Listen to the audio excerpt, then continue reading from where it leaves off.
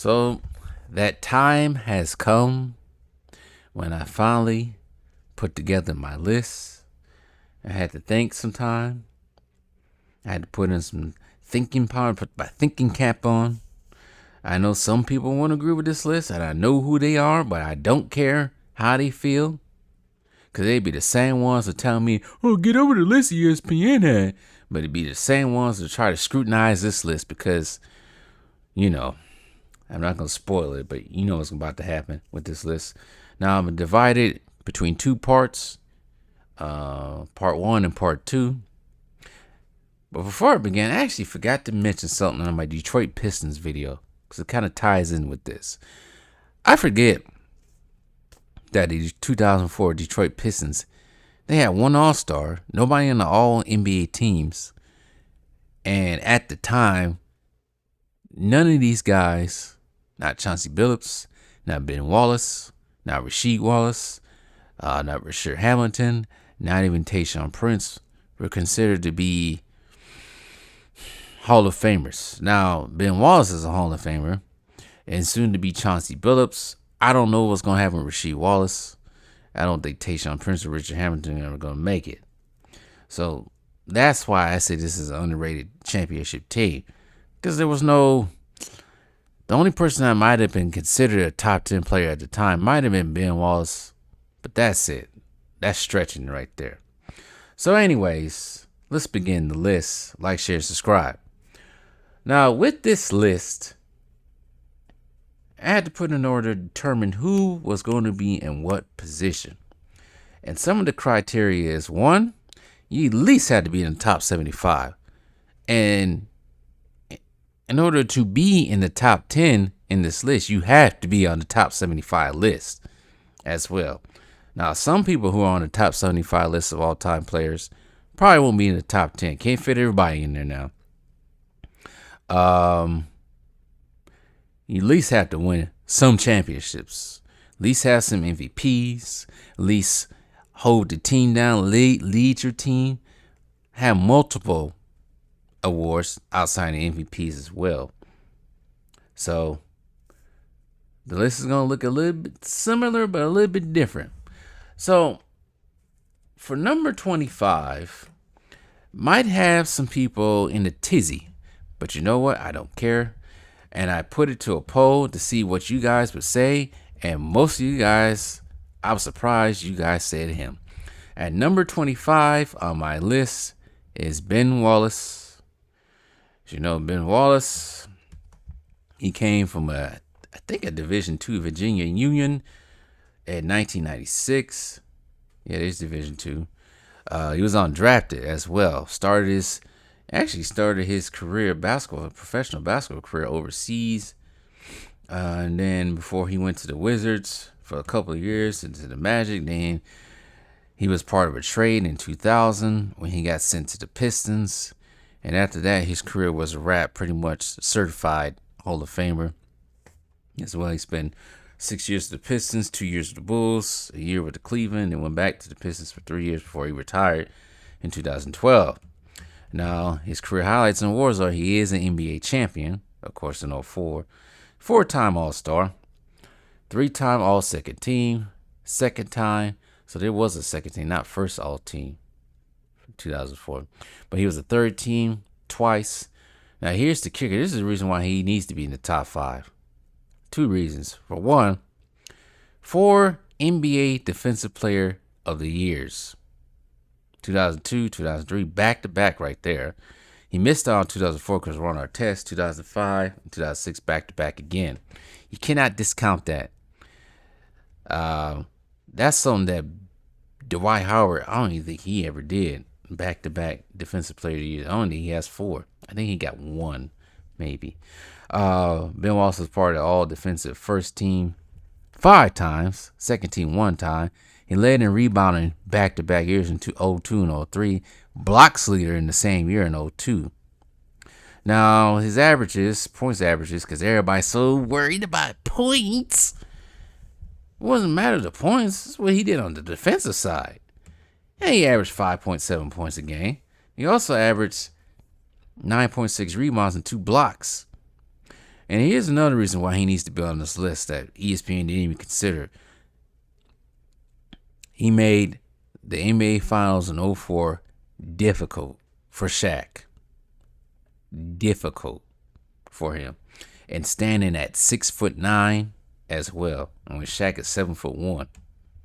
So he replaces in ESPN's list Luka Doncic. Now Luka Doncic, yeah, he got to the finals the first time this past year. And everybody's so bent on scoring, but I don't think Luka Doncic, he's the opposite of Ben Wallace, you could say. Of course, Luka can score, but defensively, he sucks. Ben Wallace, offensively, was not that good, but defensively, you were going to get past his ass for nothing. So, and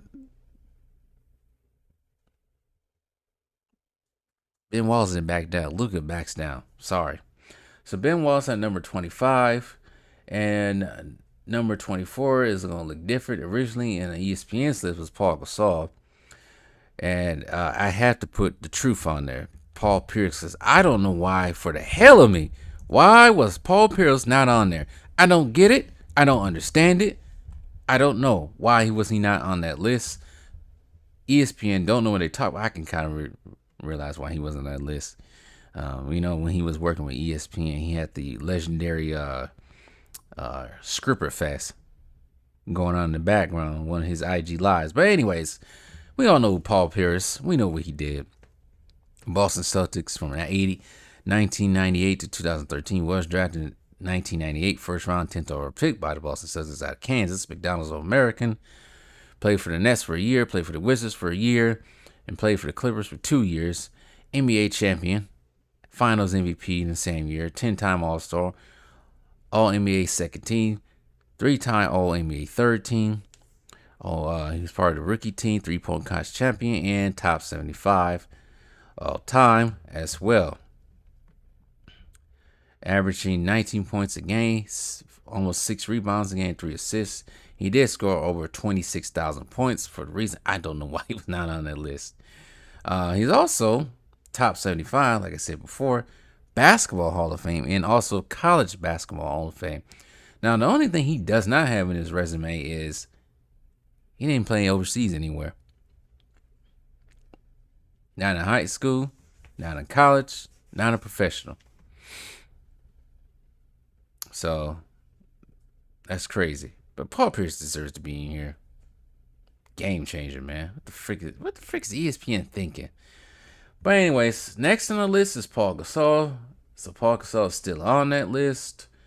Paul Gasol originally was 24th, but he's 23rd on my list. 22 is Russell Westbrook. Originally, Westbrook was 23. So you can guess who was taken out of there.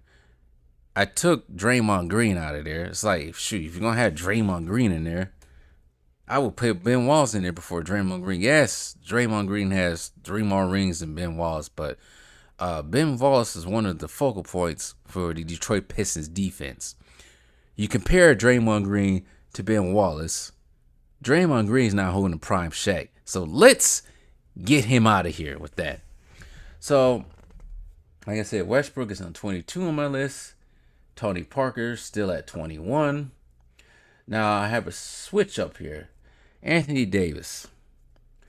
Originally, Anthony Davis was 19th from Ray Allen. Ray Allen is my favorite player of all time, but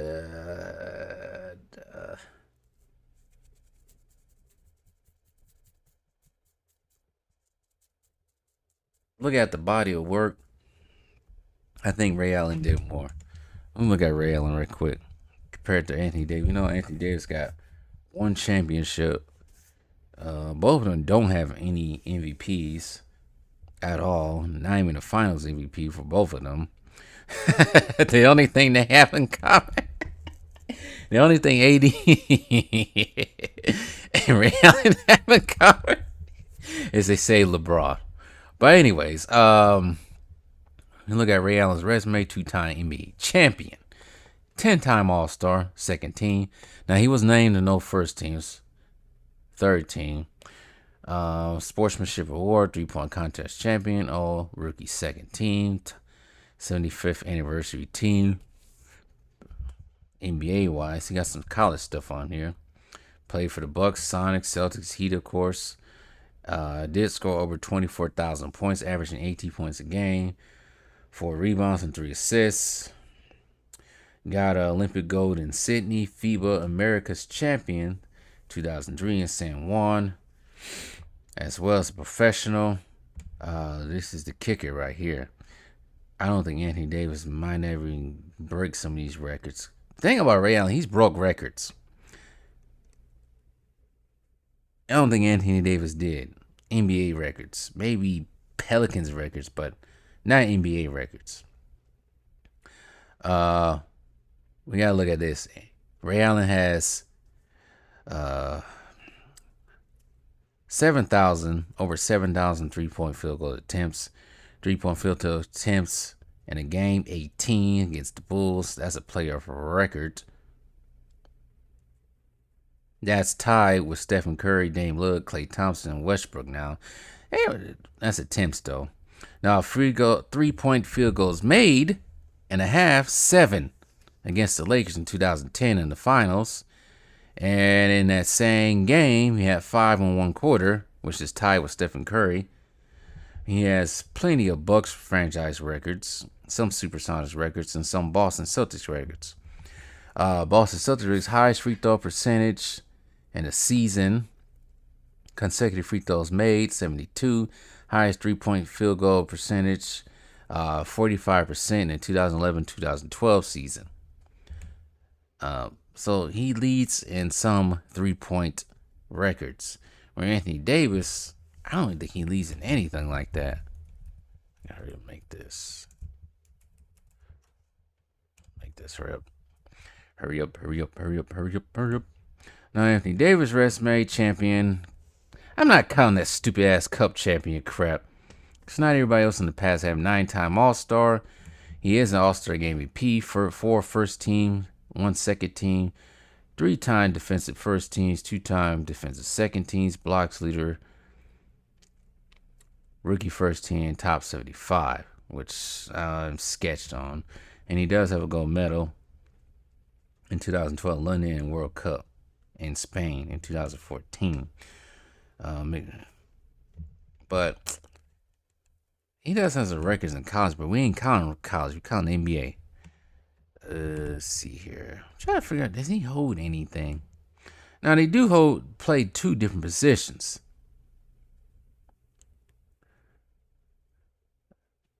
Yeah, he does hold some New Orleans records. And he holds 2 LA records. So, I think the thing that's getting past Ray Allen, past Anthony Davis, got 2 rings. But anyways,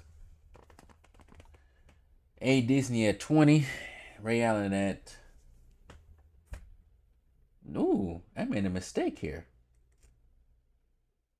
Skip that. Bump that. I'm sorry. I read that wrong. Anthony Davis at 20, James Harden at 19. Yeah, I put James Harden at 19. James Harden is fabricated to me in the story, in the discussion. Then Ray Allen at 18. I'm sorry. The reason why James Harden is a little bit lower, you got to win, man. And when I mean win, you got to actually win championships. I know James Harden been to the finals once. But come on, man. You choked too many times to be above Ray Allen. So, so far, let me recount this since I made that mistake. Ben Wallace at 25, Paul Pierce at 24, Paul Gasol at 23, Russell Westbrook at 22, 21, Tony Parker at 20, Anthony Davis at 19, James Harden at 18, Ray Allen. Now, originally, Ray Allen was at 20, Anthony Davis was at 19, James Harden was number 13, which I thought was goofy. Now, at number 17 is Manu Ginobili, who recently just had a birthday. Manu Ginobili, man, underrated 6-man, probably one of the best 6-men ever. He just went out there and hustled. He's a straight hustler. Yeah, hard. That's why I put him before James Harden. Showed him too. Showed him in that one series back in 2017. He just does. He's more a complete player than James Harden. Yeah, James Harden can score, but Mono was a dog, man. James Harden ain't no dog. Mono has 4 NBA championships. Now, he does have 2 All-Stars. 2 third team, NBA Sixth Man of the Year. He was on a second team, rookie team. The rest of the stuff, it's not NBA, but the rest of the stuff is overseas. It's pretty much impressive. I don't even think James Harden can go over there overseas. He did win the FIBA Summer Olympics MVP too in 04 when they won it all. Because they won gold in Athens in 04 and won bronze in Beijing. Yeah, you look at Mono Ginobili stats. Yeah, don't compare to James Harden because Mono ended up averaging 13 points for his career, 3.5 rebounds, 3.8 assists. He is in the Hall of Fame as of last year. But Mono was just an absolute dog. He had a motor, especially when you're young. He just had a motor, man. And he had no excuses. James Harden got tons of excuses, man. So, anyway, 17, Mono Ginobili. At 16, Kawhi Leonard, Mono Ginobili's former teammate. Now, originally, where was Kawhi Leonard at on ESPN list? He was at number 16, so he's about the same. Kawhi Leonard, we know who he is. And I'm going to keep going. I'm going to go to number 11. So number 15 originally was CP3, which I will keep. And number 14 will be Allen Iverson. I thought Allen Iverson was too low. He was 18th. Allen Iverson he was probably a top 5 player and during his prime. Yeah, he never won a championship. But he had heart, he had soul. He did question practice. But he was another dog. And if, like Kobe said, if Allen Iverson's 6'6", we all be in trouble. Speed, athleticism was just crazy. Just finding ways to score. Now, assist-wise, I don't think he's close to Chris Paul. And don't get me wrong, Chris Paul, at one point in time, was one of my favorite players. Don't get me wrong. I'm not gonna lie. But Allen Iverson, man, just hate that motherfucker too, man. Here's the reason why I put Allen Iverson over Chris Paul. He does have an MVP, 11-time All-Star. He did win All-Star MVP twice. 3-time first team All-NBA, 3-time NBA All-Second Team, 1 third team. I think both of them won Rookie of the Year. Did Chris Paul win Rookie of the Year? First team, 4-time scoring champion, Allen Iverson, 3-time steals leader, and of course he's top 75 and a Hall of Famer now. Assist wise, let's see here, 6.2 assists for his career, Allen Iverson. Battle of Little Man. Let's see here, Chris Paul. Let me see something right quick. Now, Chris Paul was an MVP voting one year, but he never won. Chris Paul did win Rookie of the Year in 06. So they both won Rookie of the Year, and he got one more All-Star. Chris Paul did win the All-Star Game MVP, but Allen Iverson got 2. But then again, Chris Paul led in assists and NBA steals 6 times, and he led in assists 5 times. So I give the edge to Allen Iverson simply because he did win an MVP. Now, moving on. So Chris Paul at 15th, Allen Iverson at 14th. Now at 13th was Steve Nash. Originally he was 12, but I lowered him down because I thought Jason Kidd was just a tad bit better. Jason Kidd coming in at number 12. I put Jason Kidd over Steve Nash because Jason Kidd did not need to score to control the game. Jason Kidd was probably just as much as a floor general as Steve Nash was.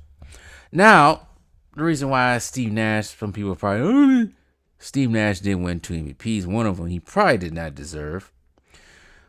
But like I said, this is the thing about Jason Kidd as a player. So one thing that Jason Kidd has, a couple of things that Jason Kidd has over Steve Nash. He did win a championship. Now here it is. Jason Kidd was part of the all-defensive first team 4 times. Part of the all-defensive second team 5 times. Rookie of the year, co-rookie of the year, rookie first team, and led in assists 5 times. And like I said, he didn't need to control the game by scoring. Now, Jason Kidd averaged 12 points a game, 6 rebounds, and 8 assists. That's another thing that's underrated by Jason Kidd's game. It's rebounding, too. Rebounding. Yeah, 8,000 rebounds for his career. Almost 9,000. Averaging 6 rebounds a game. And he got 2 gold medals as well in the Olympics. Now, Steve Nash, compare that to Steve Nash. Let's look at Steve Nash real quick. Damn, Steve Nash is 50 years old? Dang. Damn, man, Jason Kidd over 50 now. Damn. Times are going. Steve Nash was drafted in that legendary 96 draft, 15th overall by the Phoenix Suns. Both of them got in common. They both played for the Suns and Mavericks. And both coached the Nets. That's funny. Like I said, Steve Nash has 2 MVPs. He has 8 All-Stars, 3 first teams, 2 second teams, 2 third teams, led in assists 5 times. But Steve Nash did get the 50, 40, 90 club 4 times. But that's it. And he did average more points per game. But you look at the all-complete game between Steve Nash and Jason Kidd, the edge goes to Jason Kidd because he played on both sides of the ball. And they both Hall of Famers and both part of the tops, part of the 75th anniversary team as well. But Steve Nash is in the FIBA Hall of Fame because of Canadian. So Steve Nash at 13, Jason Kidd at 12.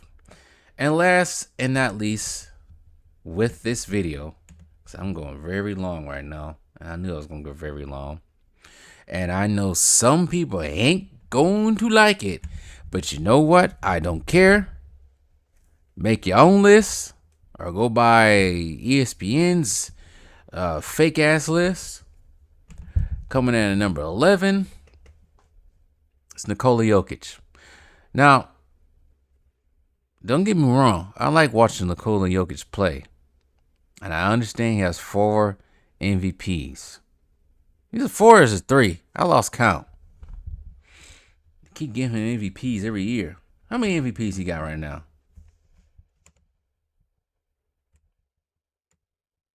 3. Yes, 3. You look at his resume. Born in Serbia, of course. Standing at 6'11". He was drafted 2nd round, first 41 overall pick by the Denver Nuggets in 2014. He has a championship under his belt, Finals MVP under his belt. Like I said, 3-time most valuable player, 6 NBA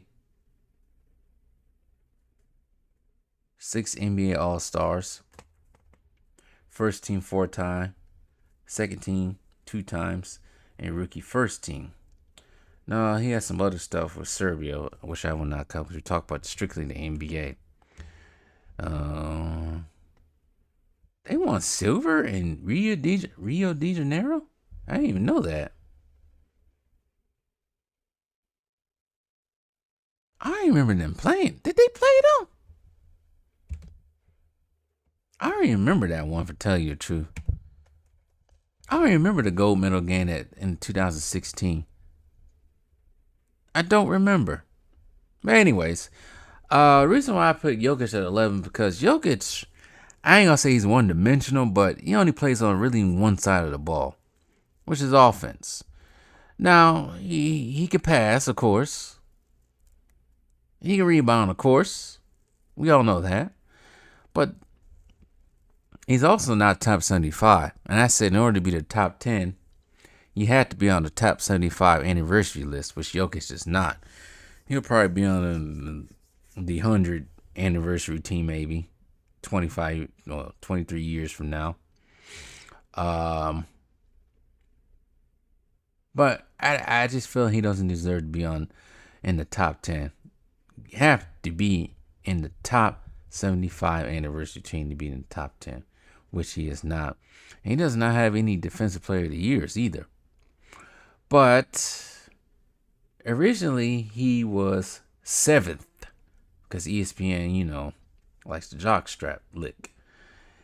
But in part 2, probably won't surprise you, and you probably will understand just a little bit reason why I put number 10, this NBA player at number 10. So, to be continued with part 2. I don't know, some days from now. But let's recount what I have so far. So at number 25, Ben Wallace. 24, Paul Pierce.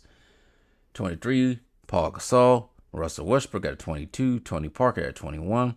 Anthony Davis at 20. James Harden at 19. Ray Allen at 18. Manu Ginobili at 17. Kawhi Leonard at 16. Chris Paul at 15. Allen Iverson at 14. 13, Steve Nash. Jason Kidd at 12. And Nikola Jokic at number 11. So you can only guess who's in the top 10. Wherever I hadn't said it yet. But top 10 is going to be way different from what ESPN had. Because what ESPN had was utter ridiculousness. But anyways, to be continued.